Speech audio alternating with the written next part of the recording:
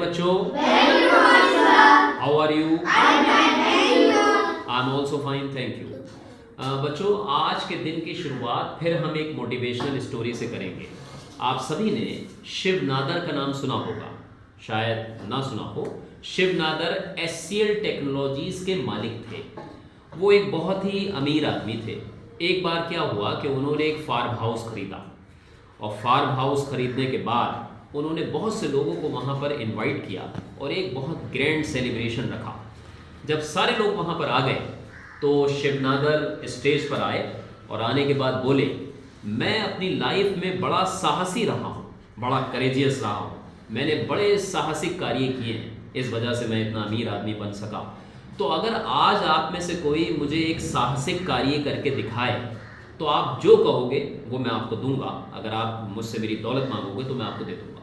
तो सारे लोग खुश हो गए, बोले बताइए सर हमें क्या करना है? बोले आपको कुछ खास काम नहीं करना, मेरे पास एक छोटा सा तालाब है, आपको सिर्फ उसे तैर कर पार करना है।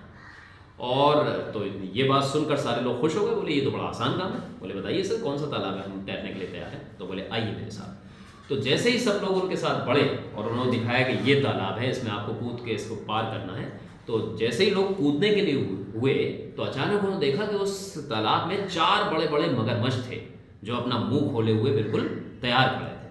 तो मगरमच्छ को देख के सारे लोग डर गए और बोले नहीं नहीं, हमें अपनी जान गंवाना है क्या, हम नहीं तैर पाएंगे। और वो सारे लोग वापस आने लगे। जैसे ही सब लोग मुड़े तो अचानक एक आवाज़ आई, छपाक।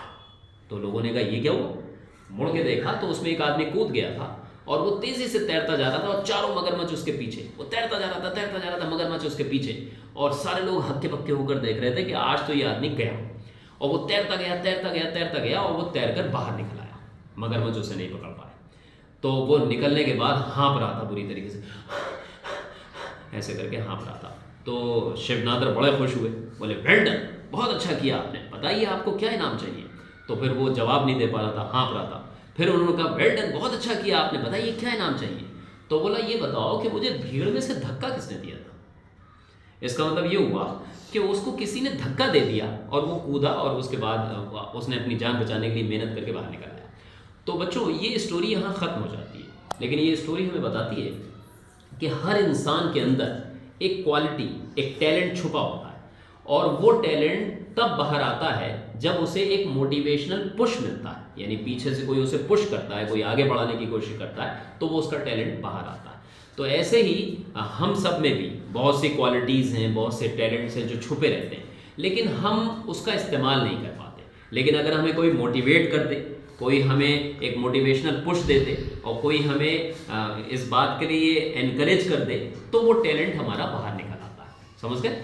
अगर आप इस स्टोरी को देखो तो आप देखोगे कि वो जो तालाब था वो हमारी ज़िंदगी है, और जो वहाँ मगरमच्छ थे वो हमारे ज़िंदगी की जो डिफ़िकल्टीज़ हैं, जो परेशानियाँ हैं वो थी।